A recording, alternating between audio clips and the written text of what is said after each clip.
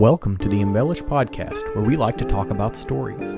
We like to explore how embellishment makes a story better, how it allows us to connect more deeply with both the person telling the story and the subject of the story. Together, we will explore people, products, and places that have a story to tell. We'll navigate through the truths, half-truths, and outright lies and decide if the truthiness even matters.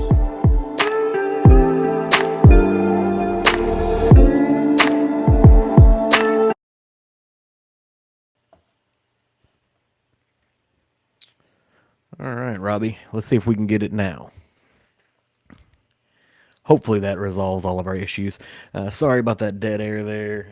Trying out OBS Ninja as a streaming platform as opposed to StreamYard. I've heard some good things on both sides of the fence about that one. So we'll see. We'll see what that's about. Robbie, if you can hear me now, please absolutely put it out in the chat. Thank you for being here to help out. I think I've got it resolved now. Perfect. Awesome. Fantastic. So thanks for helping me out there, Robbie. I would have recorded an entire stream and had absolutely no audio, so that was super, super helpful. Was just hitting some pre-episode notes for tonight. We're going to talk about whether or not his bourbon is fragmenting, but before that, I just had the opportunity to get back from French Lick, Indiana. Last week was fall break for my wife's school and my children's school, and we had an opportunity to travel up there. It has all the wonderful things that are great about America. You know, they've got a safari park, which is a bunch of wild exotic animals behind fences. And you get to drive through them and feed them and let them make a mess in your car. And then they have these, amazing indoor water parks, which is exactly what United States is about. But beyond that, there's also an opportunity to visit French Lick Spirits. And I've been waiting for a chance to sneak up to French Lick, Indiana, to be able to try out some of the stuff. I have a handful of Alan Bishop's bottles already, but there's a couple that there were not available online retailers. So I was able to sneak up and get some Kasha bourbon. Yep, Larry Bird. Yeah, home of Larry Bird, which, Larry Bird, from what I remember, is sort of a jerk. But, and also, a couple of fantastic little town experiences. But I picked up this Kasha bourbon, and I'm going to steal a phrase from my friend Jack over at Hood Sommelier. This whiskey sort of makes me mad because now I'm having to think about what's actually in this bottle. It's unique. There's a whole lot of things going on, and I absolutely enjoy it. But it's not something that I can just sit down and forget about anything else and just sort of drink it. I actually have to think about it. After that, once you get known at work as the whiskey guy, anytime people are coming in to visit, you get tapped on the shoulder to give them a tasting or teach them something about whiskey or do something fun with whiskey. And so this Monday night, I had an opportunity to run an online tasting, and that was super fun.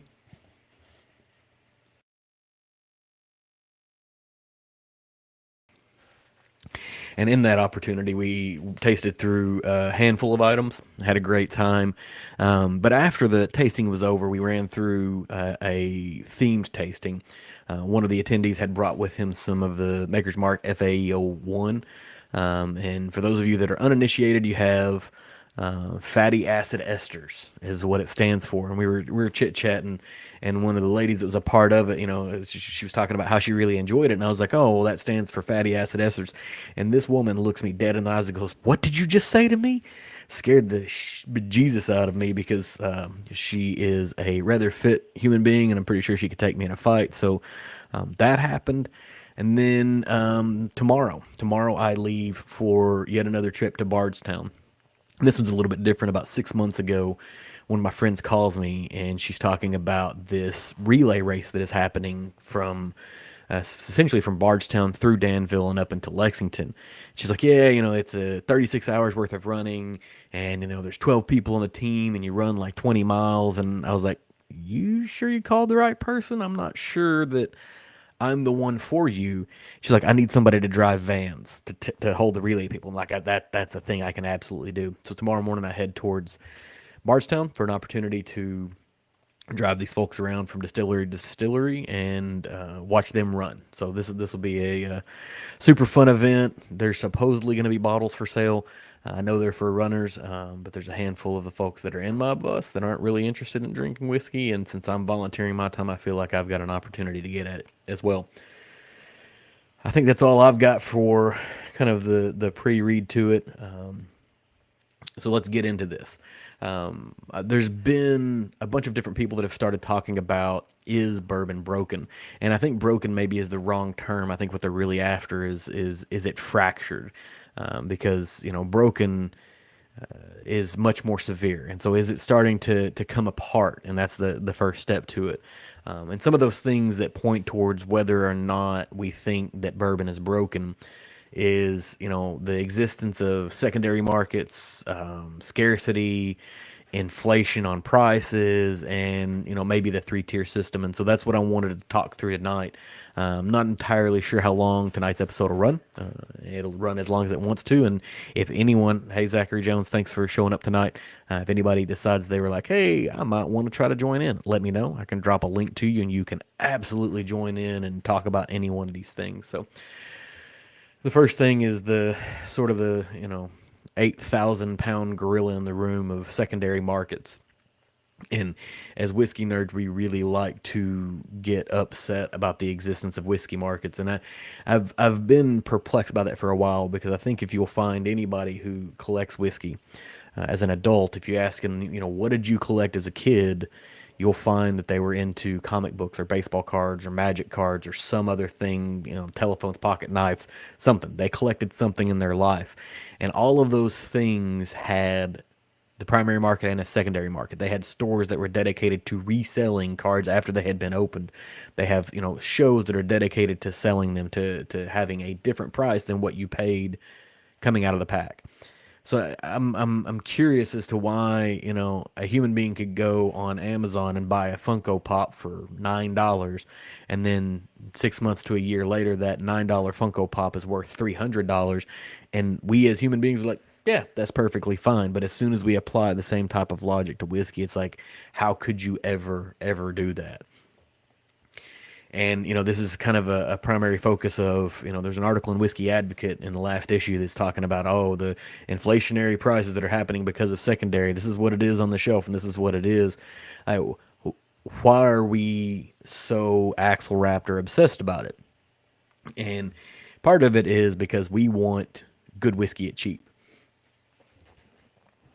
But kind of an example of good whiskey at cheap, there are dozens, if not hundreds, of craft distillers that are making really, really good and unique whiskey at a relatively inexpensive price. When we think about, George T. Stagg's not going to exist in 2021 BTAC, there's a whole bunch of stuff you could go buy from a craft distiller, or even some bottom tier shelf stuff that is really, really good. So I think what it is that we're after the unicorns, the tough to find things, and we want to get them at an inexpensive price so we can brag about the fact that we got this at retail.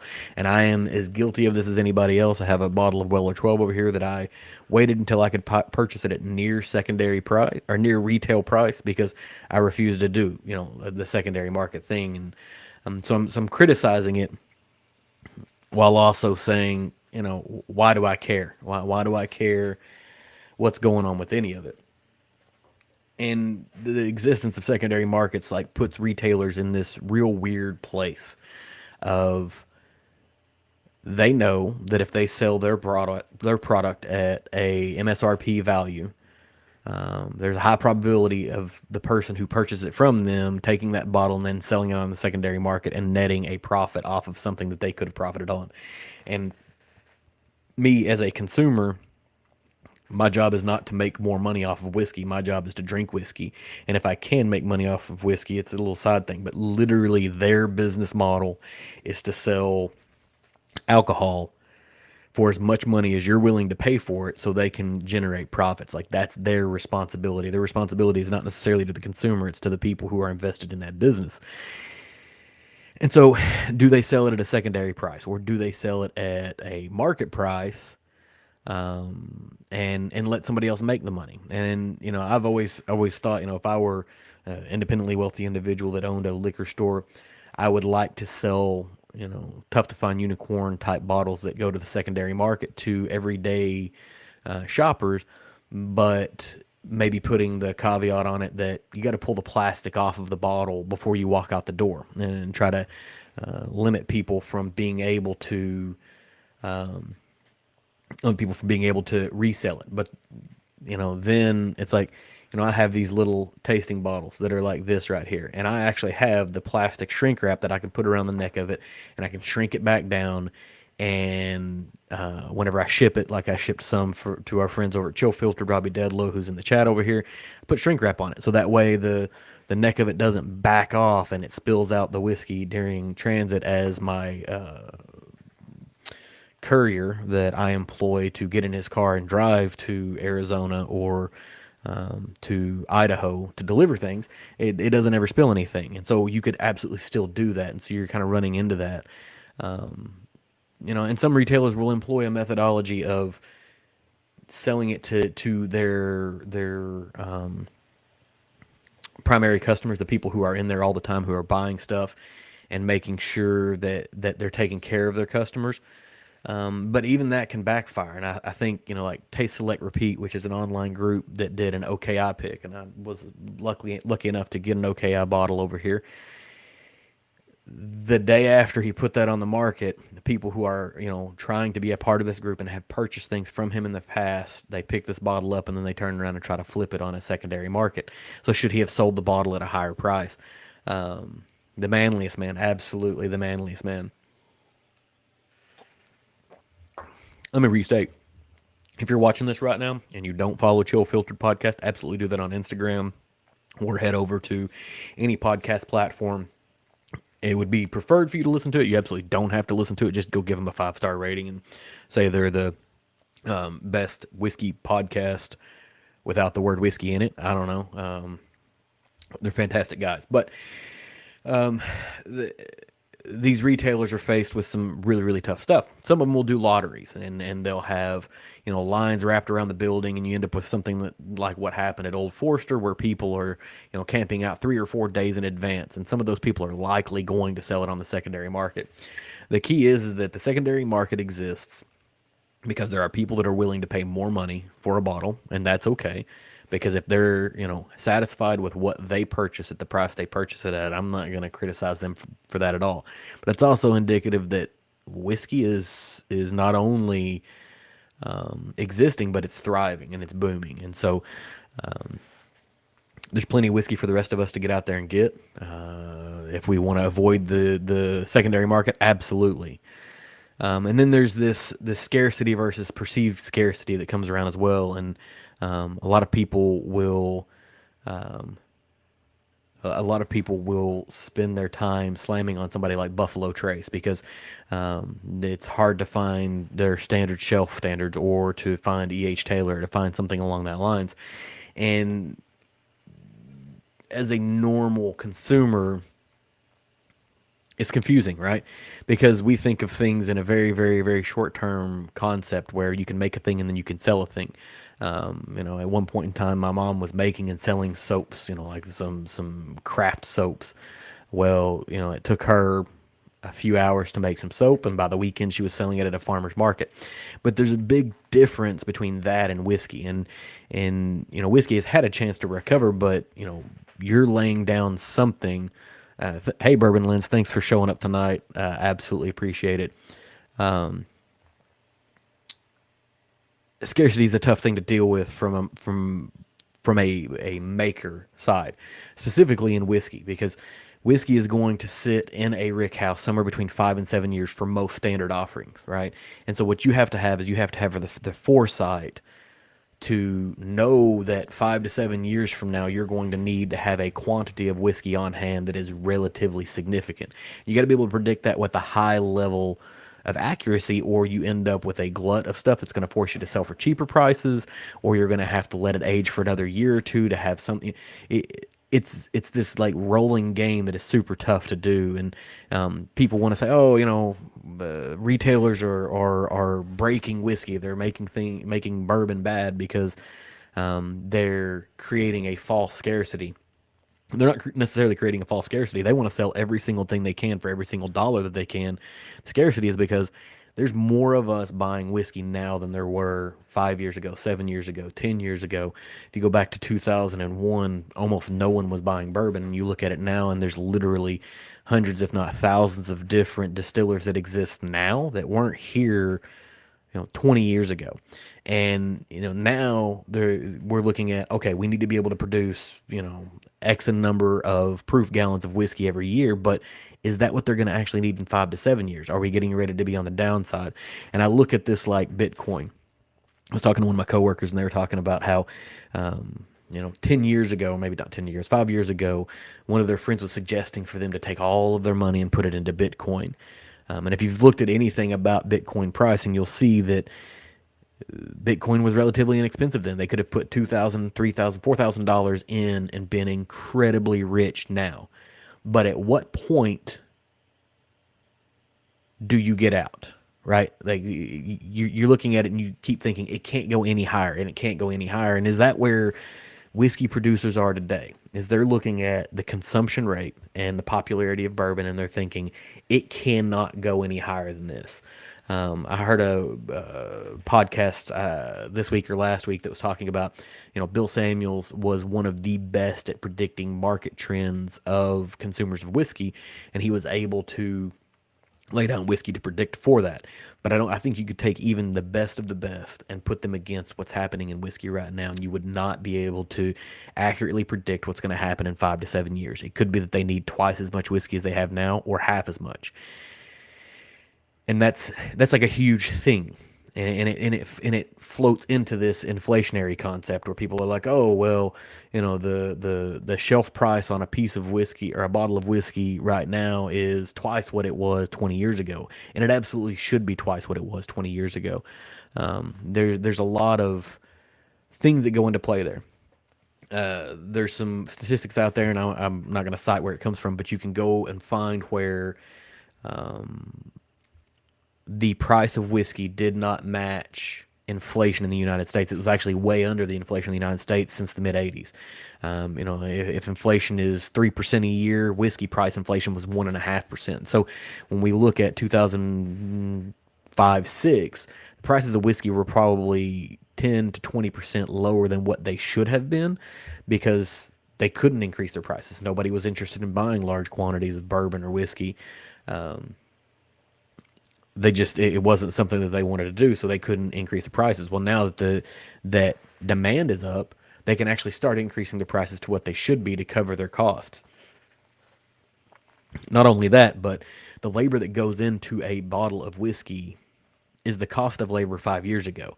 But you're looking at the cost of labor now, plus the inflation over the next 5 years gives you the cost of what it is in 5 years, plus your taxes, plus all of these other things. And so, like as whiskey people, we complain about the secondary markets. We complain about scarcity, and we can't complain about new bottle prices. Like, oh, it's way too much. And you know what it is that we're stuck. Whiskey is one of those things where we all sort of get stuck in a rut, and we want it to be exactly like it's always been. We want to walk in and pick up a bottle of Well or 12 year off of the shelf at $35 and walk back out the door again. And the reality is that in 2001, when that was a possibility, it was still probably underpriced by $10 or $15. There's no way a 12-year bourbon should be that inexpensive. Just nobody wanted it at the time, so that's what it had to be.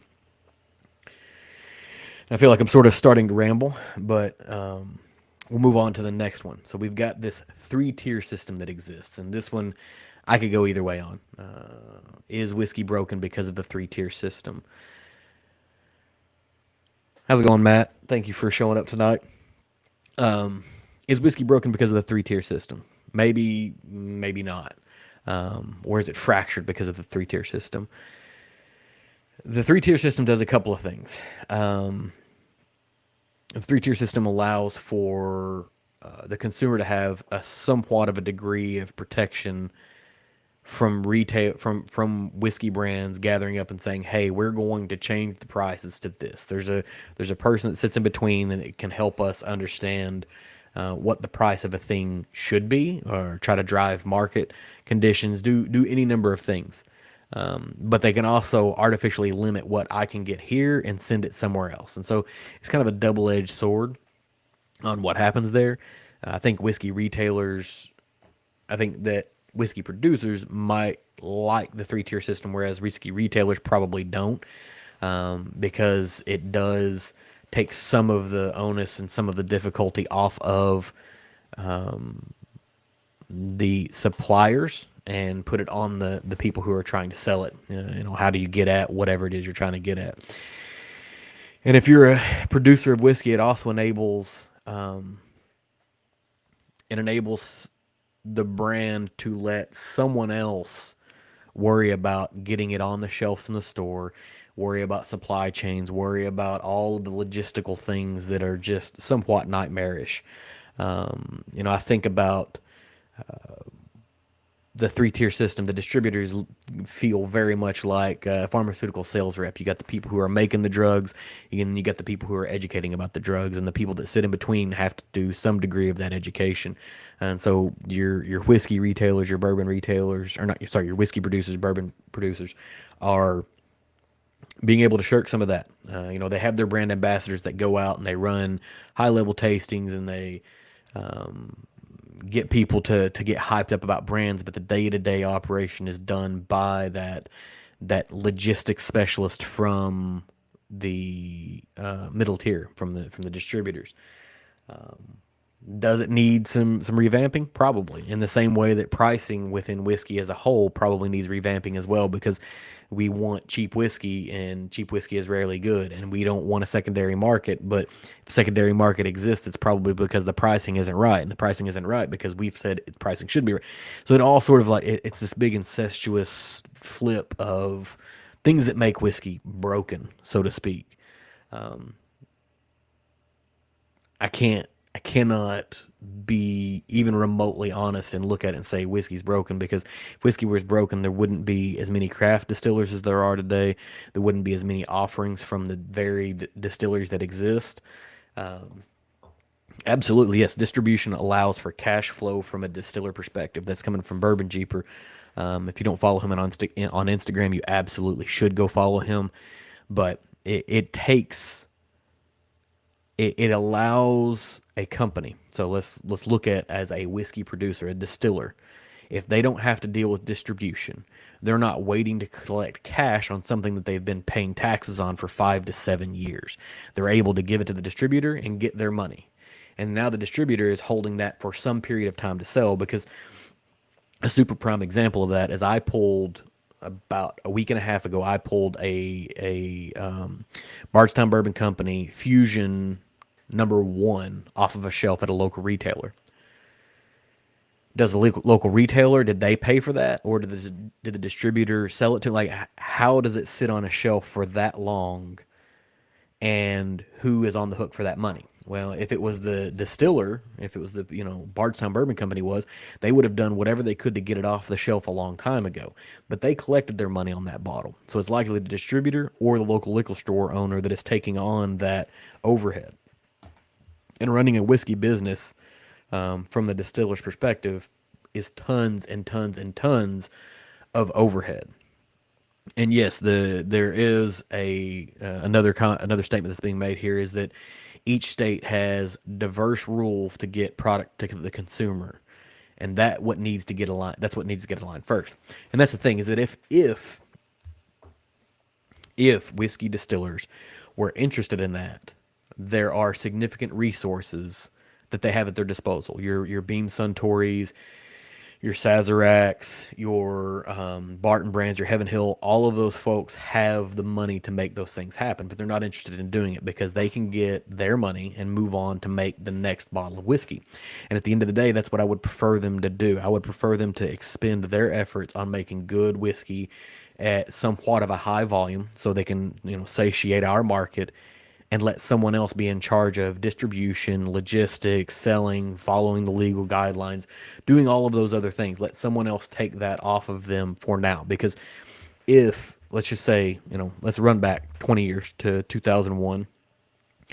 We're on the cusp of Bourbon Boom. We're on the cusp of a Bourbon Boom.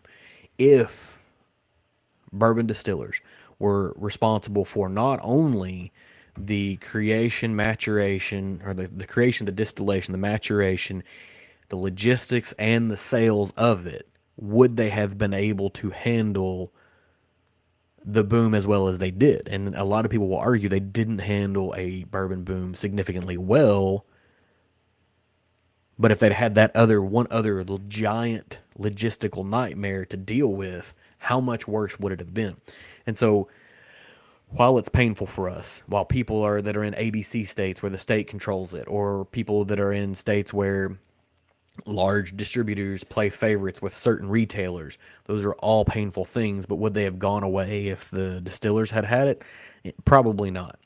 I think the biggest thing that to me is broken right now, if we were to look at a broken thing in whiskey, is the inability of a distiller to sell directly to a consumer at low volume. Liquor stores don't make their money off of one bottle; they make their money off many bottles.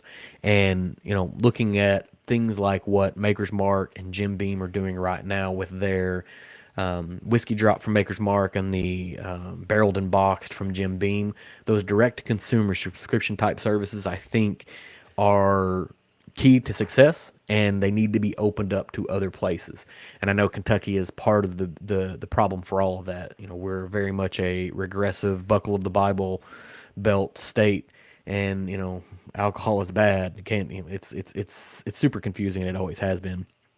But the existence of those things, getting them outside the state of Kentucky, allowing for people outside the state of Kentucky to ship into the state of Kentucky. So if I want to get, if I want Alan Bishop to be able to send me a bottle of the Kasha Morning Glory bourbon, I would like to be able to do that. I would like to have that come to me, and I would like to it not to have to be some like global agreement, which I'm glad he has an agreement with Sealbox to get some of his stuff out. But when he comes up with a unique one-off thing that he wants to get, and that's, as I build out this podcast, I like to get things from different distillers across the United States, small craft distillers, and trying to get something shipped here into Kentucky from a craft distiller is difficult. You have to find it on a retailer's website that may be doing business slightly unethically, slightly illegally, or charging through the nose because they've gone through the loops and the hurdles to get to us consumers in Kentucky. And it's not just Kentucky; it's Tennessee, it's a whole host of other states. The things that break alcohol and whiskey to me are these regressive post-prohibition laws that were kind of put into place to keep prohibition somewhat alive. And you're absolutely right there. It's the comment is too much good stuff just sits on the shelves so the hustlers can chase Sazerac products. And you're absolutely right. Most everything that I have on the shelf behind me is something that you can go pull off of a retailer shelf any given day. I try not to get too caught up in chasing down the hard to find bourbons because there's too many things I haven't already tasted that are on the shelf right now for me to waste my time trying to chase something down. That's not to say that if I walk into my liquor store tomorrow and they say, "Hey, do you want this, William LaRue Weller from BTAC for 2021?" I absolutely am going to purchase it, but I'm also not actively looking for it.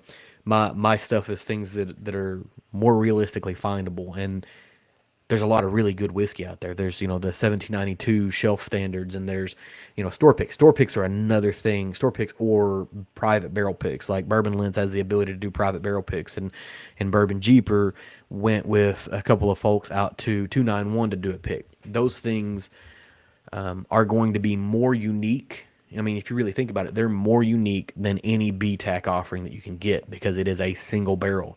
And if it's a small single barrel, it's even fewer bottles that are going to taste exactly like that. And I know that with the major distillers, the difference between one single barrel and another can be stark, or it can be somewhat insignificant. You think about Eagle Rare single barrels. They don't have like this super huge variation. And when they find one that's way, way off profile, they're probably going to try to sell it as something else. But this is sort of the future of what good looks like for me in whiskey, is those single barrel picks from profiles and palates that I trust. And then beyond that, craft distilleries. Like craft distilleries are doing some of the most unique work that's out there and making things that are completely different. 5 years ago, you would have seen me turning my nose up at craft and saying, "Oh, everything they make is young and different," and it absolutely is different. Young's not the right word; it's different because it's largely going to be using a pot still or Maybe they're using wild yeast or some other type of yeast, or they're doing alternative, aging methods or whatever. Absolutely, Bourbon Lens. Your single barrel picks are better than BTAC because you are an expert. BTAC type things are really just trying to create a batch. We could even use the term small batch, which is a conversation for a whole other day. But it's a small batch. It's a batch of products that they blend together to make a somewhat familiar profile. And so we see, George T. Stagg isn't going to be made this year because they could not make the flavor profile they wanted with the barrels they had at their disposal. But a single barrel is, for a small barrel, 40 bottles, for a larger barrel, up to 200 bottles. Well, Matt, you absolutely can taste a Bourbon Lens pick. If you go over to their Patreon and you sign on and you become one of their Patreons, you'll have access to it.